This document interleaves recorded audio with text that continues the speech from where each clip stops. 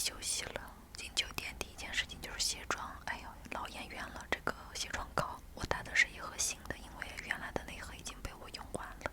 我的手机依赖症太严重了，我现在走哪儿我都要把手机带着，上厕所洗个脸，哪怕出去拿一个外卖拿个快递，我都要把手机拎着，而且一定要放东西，要有声音。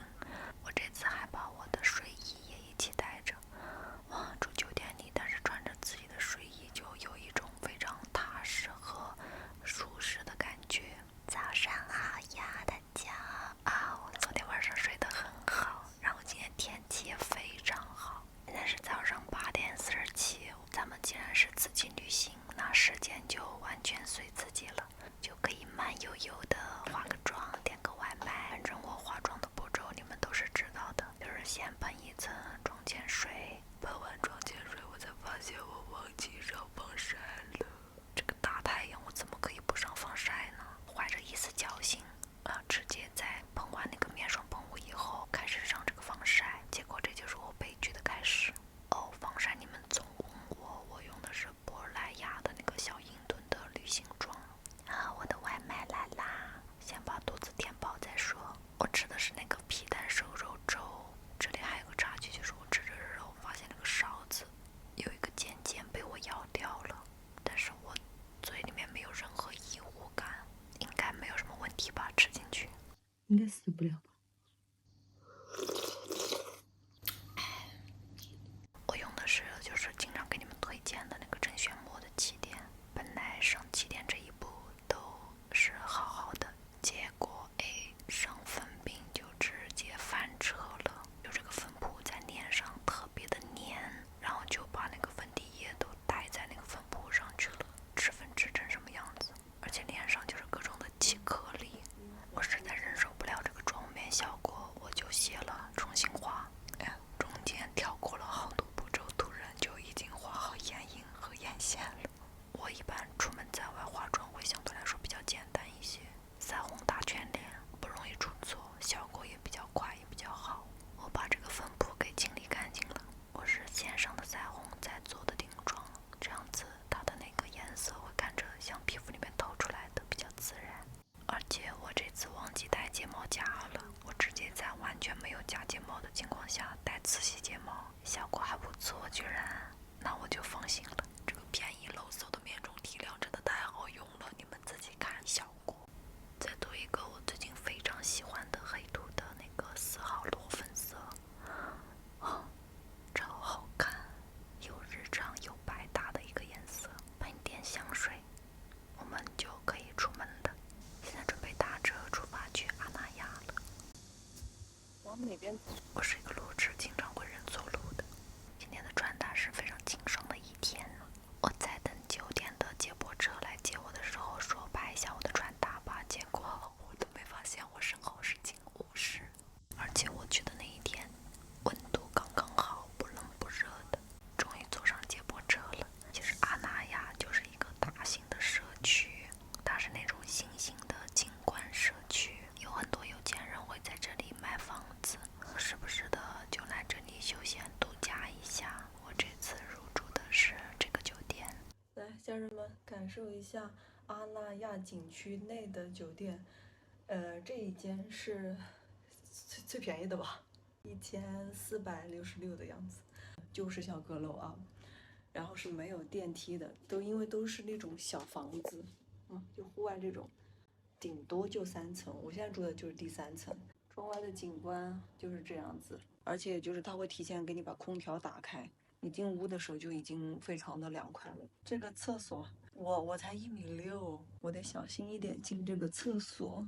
我就是在这洗完了以后，我转过头来照镜子。毕竟咱们住的也是人家最便宜的，因为它里面很多的那种建筑啊，内部的环境都是你住进来你才有资格去预约的，就很麻烦，就很难预约到。OK，我整理一下就准备出去暴晒去了。碧海蓝天，酒店直接就是面对大海，瞬间会觉得，这个房间也还是值得的这个价格。那这就是著名的礼堂，看看有多少人在那里拍照。我还在疑惑这个沙滩的底怎么被犁过似的。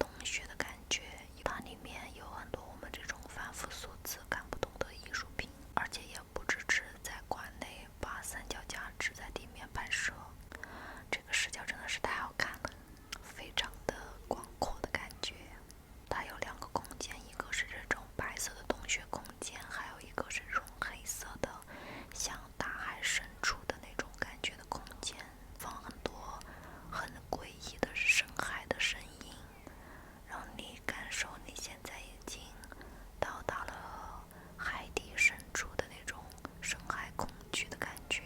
这种 LED 灯做的这种小景观，这个小空里面全是做的这种未来感的小蘑菇，应该是蘑菇吧，有那种异世界的感觉。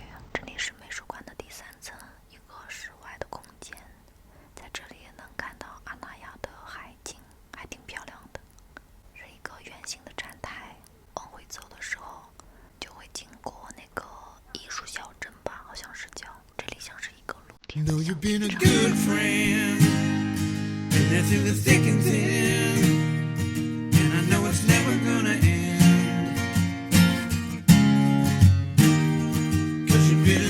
都长一样，我有的时候找不准那个参考点，就会在画面外一顿拍姿势，结果一点都没有拍到。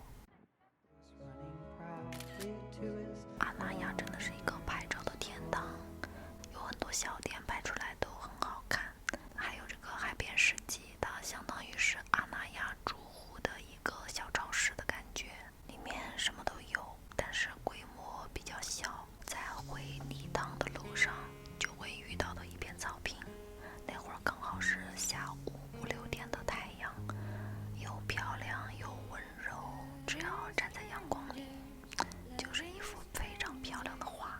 其实我发现一个人旅行没有自己想象中的那么难，也没有想象中那么孤单，甚至都没有什么时间去想一些难过的事情。其实我也以为我会出现那种哇这里好美，要是谁谁谁在我身边一起看这个风景就好了，但实际上并没有，整个旅途中我都没有过这种想法。就在这一刻我才发现很多事情其实我已经放下了，就像杨千嬅的那首《再见二丁目》里面唱的一样。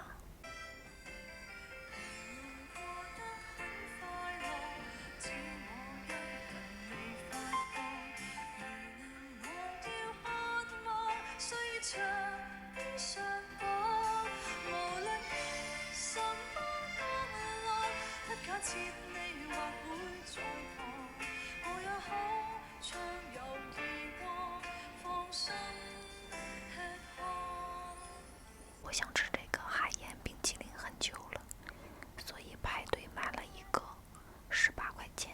你别说，还挺好吃，我都没顾上拍照，直接开吃了，真的还挺好吃的。这里是阿那亚的一个商业中心吧，算是有很多潮店都在这边，但是